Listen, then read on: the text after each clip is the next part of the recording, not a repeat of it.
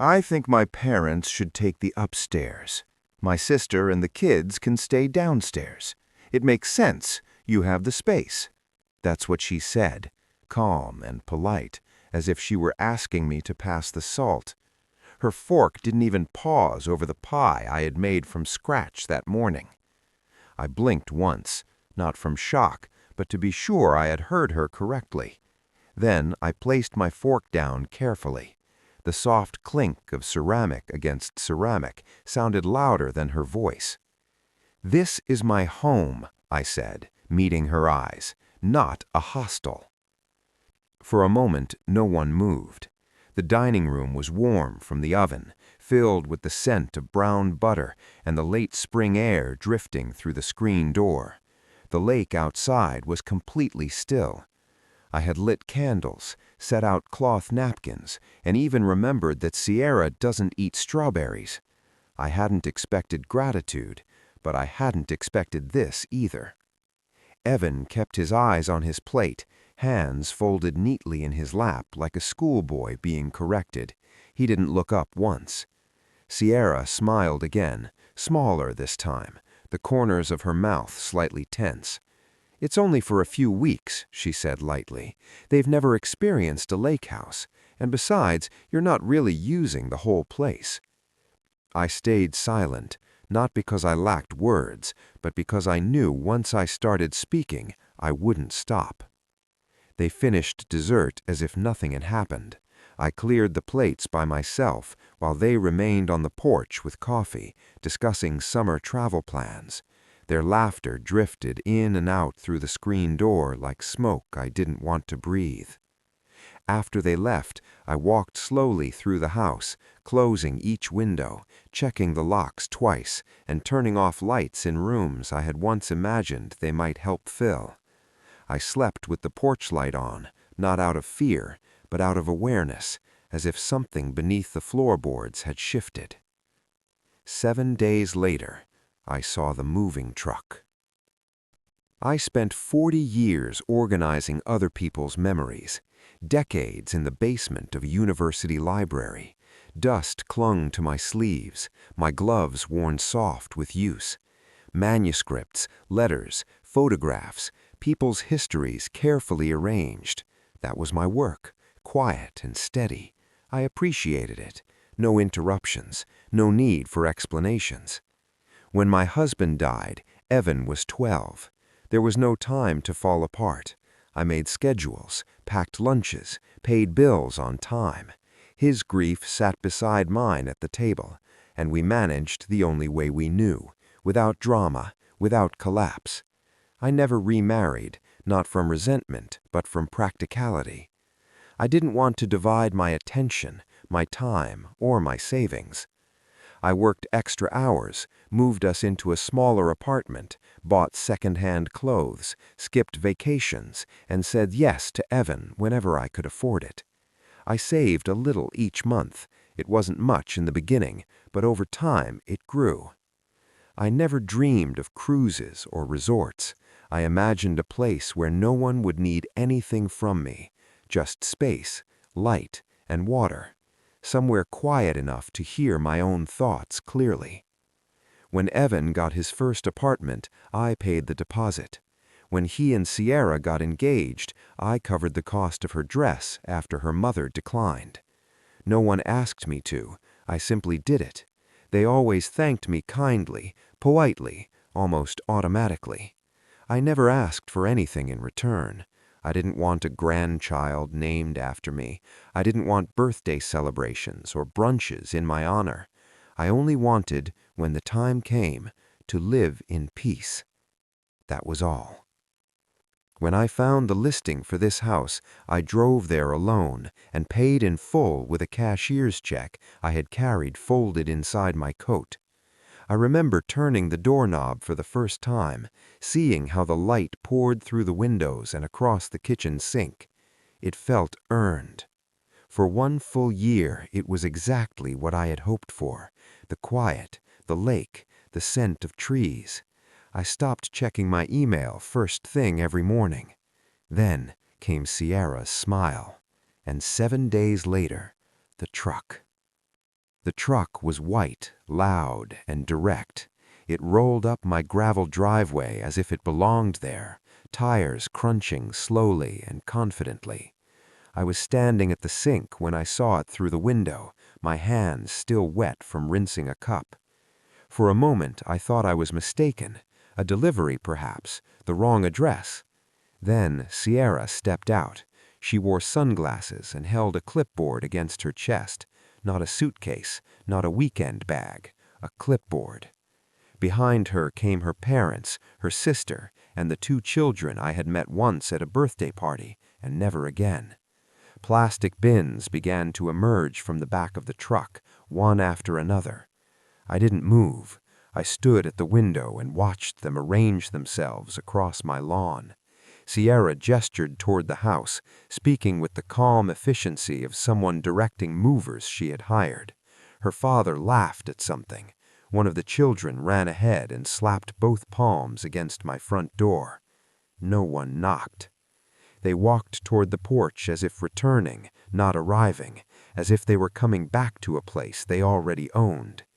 My body responded before my thoughts did. I crossed the room and turned the deadbolt, then the second lock. My fingers were steady. That surprised me more than anything. The pounding began seconds later. "Corvina!" Sierra's voice was bright but strained. "We're here!" I did not respond. The handle rattled. The pounding grew louder. Flat hands against wood. One of the children began to cry. Someone muttered a curse. Sierra's tone changed, losing its sweetness. "Open the door! Don't be unreasonable!" I walked to the small table beside the phone and dialed the sheriff's office. My voice sounded distant to my own ears, as if I were calmly reporting the weather. "There are people attempting to force entry into my home. Yes, I'm inside. I'm alone." The pounding continued. The engine of the truck idled. Gravel shifted under restless feet. I sat down in the chair and folded my hands in my lap, listening to the noise without allowing it to enter me. When the patrol cars arrived, the silence that followed felt controlled and precise. Voices outside were firm and official. Sierra protested. Her father argued. The children were confused and loud. Doors shut. Engines restarted. By sunset, the driveway was empty again. I locked the door once more, even though it was already secured. 2 days later, her post was everywhere. I hadn't heard from Evan. No call, no message. I assumed they might have realized their mistake, or at least decided to let the situation settle. But when I opened my laptop, I saw Sierra's name tagged in a post that already had over 100 comments. My mother-in-law locked our children out of her house. They were crying on the porch. She called the police on her own family. We came peacefully, and she treated us like criminals, a bitter, lonely woman with too many rules and no heart. The words didn't sting as much as they settled, like dust you only notice when sunlight hits the window at the right angle. There was a photo attached, one of her children sitting on a plastic bin at the edge of the lawn, cropped tightly so you couldn't see the truck, the unloading bins, or her father raising his voice when the deputies asked him to step back. The comments were predictable. "That's terrible.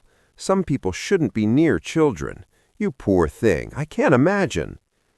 Someone from town sent me a private message. "Are you okay? I saw something online. Do you need groceries or anything?"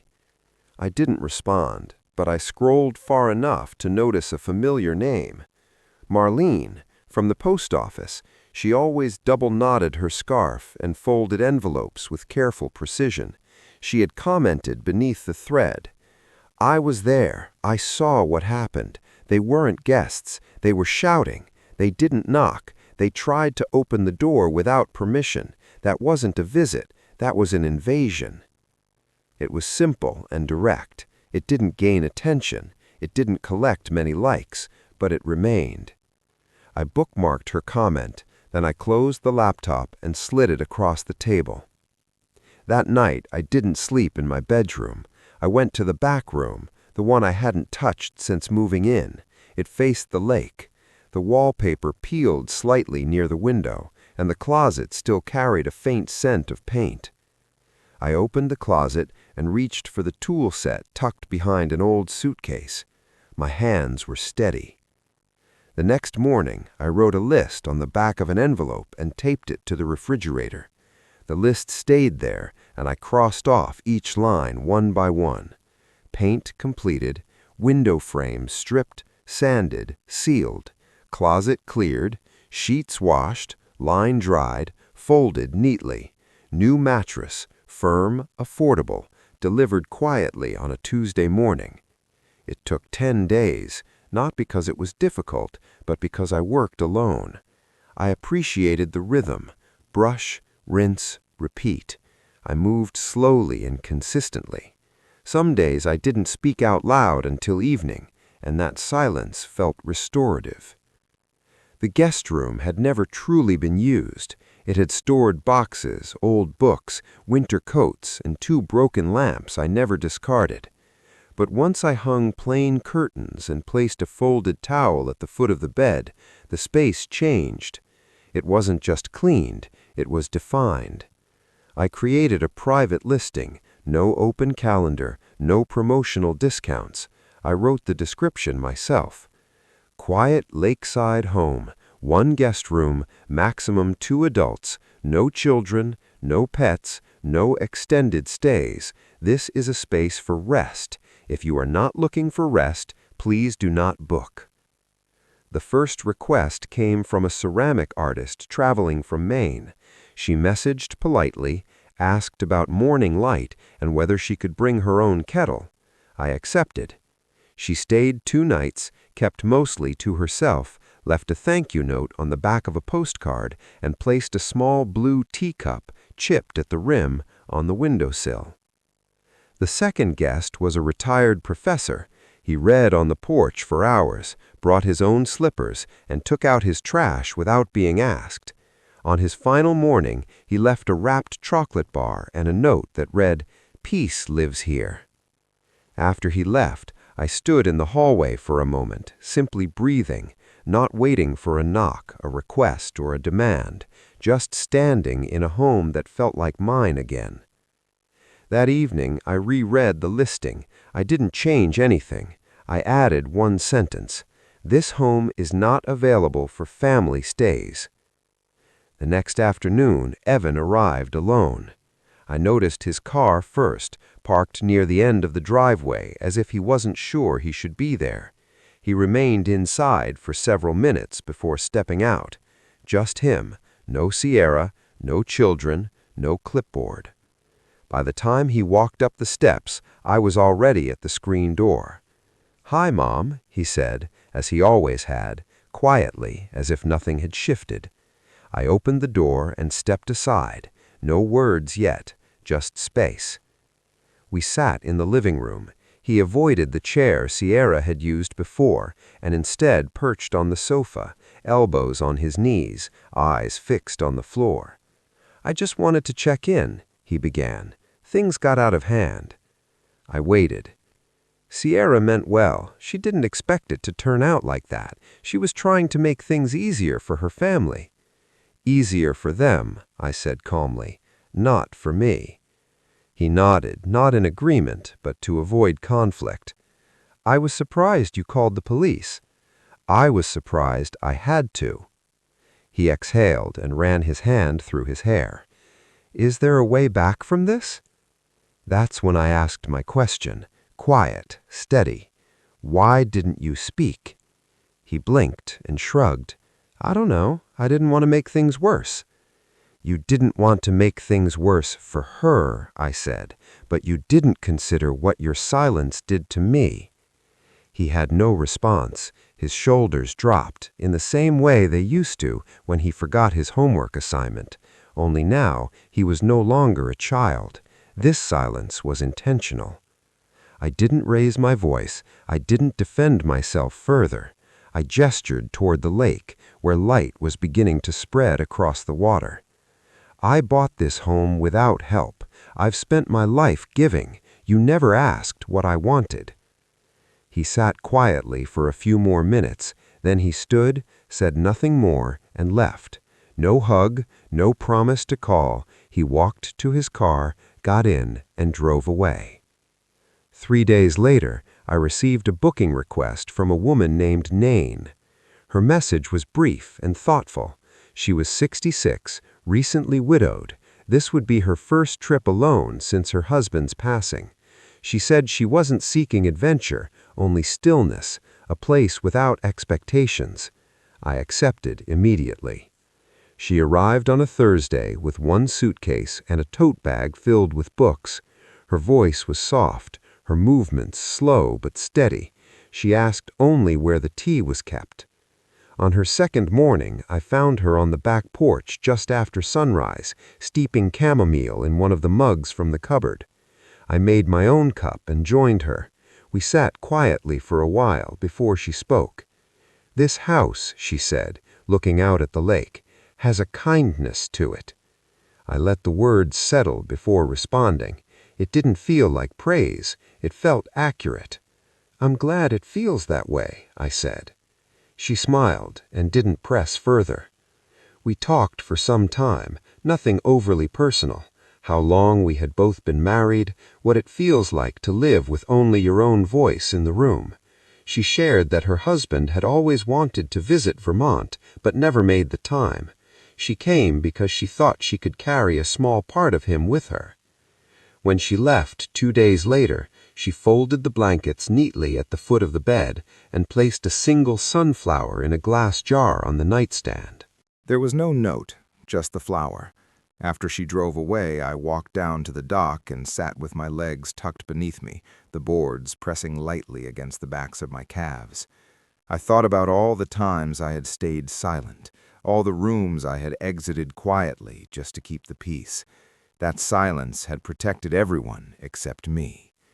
That evening, I opened the listing and added one line to the description. "This house is a place of rest. Please enter with respect." 2 nights later, Sierra posted again. The second post appeared late at night. I only saw it because a neighbor forwarded it with a short message. "I thought you should know." This time, her tone was sharper, less composed. "She's renting the house to strangers now, taking money from people she's never met. Meanwhile, the family she should be supporting is treated like outsiders. This is the house my husband is supposed to inherit one day." There it was again, that quiet sense of entitlement framed as injury. I didn't respond. I didn't call Evan. I didn't defend what had never belonged to them. But someone else did. Beneath the post, I saw a familiar name, Marlene again. Her tone remained steady. "It's not his house, it's hers. She bought it. She takes care of it. And maybe she's finally choosing peace over guilt. About time." There was no argument after that, no long thread of replies, just silence. By morning, Sierra's account had disappeared. Evan didn't return, no visit, no explanation.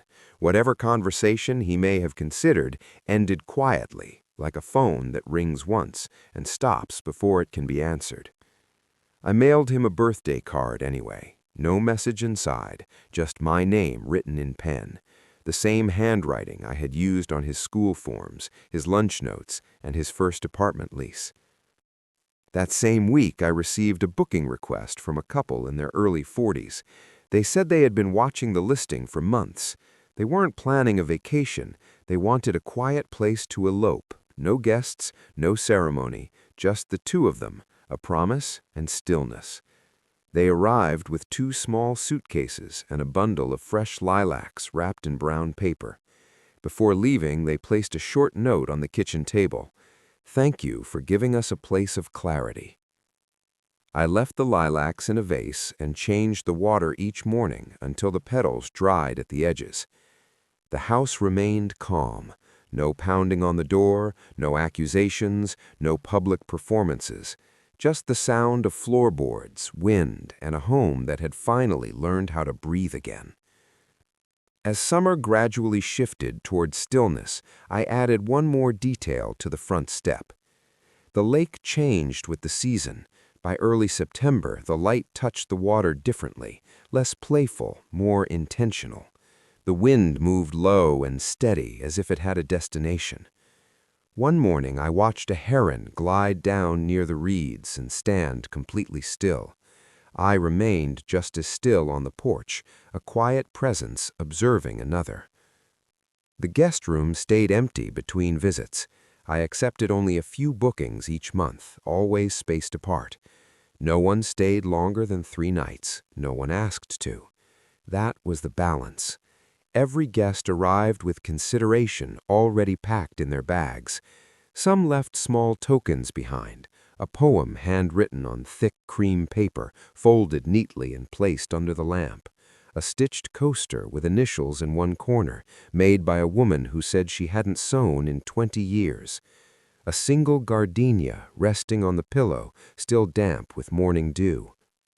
None of them asked about the family photographs no longer hanging in the hallway or the additional lock installed inside the front door. They didn't need to. The house spoke for itself now.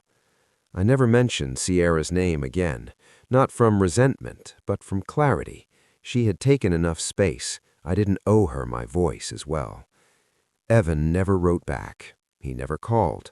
And yet, I wasn't waiting. Some silences require patience. Others require distance. I focused on my routines. I made soup.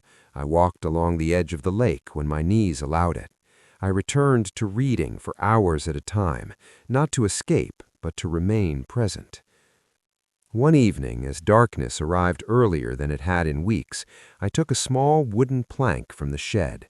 I sanded it smooth and painted it a soft gray. The next morning, I nailed it beside the front door. It wasn't a warning, it was a statement. Private by invitation only.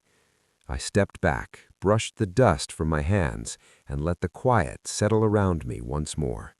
Earned, intact, and finally mine.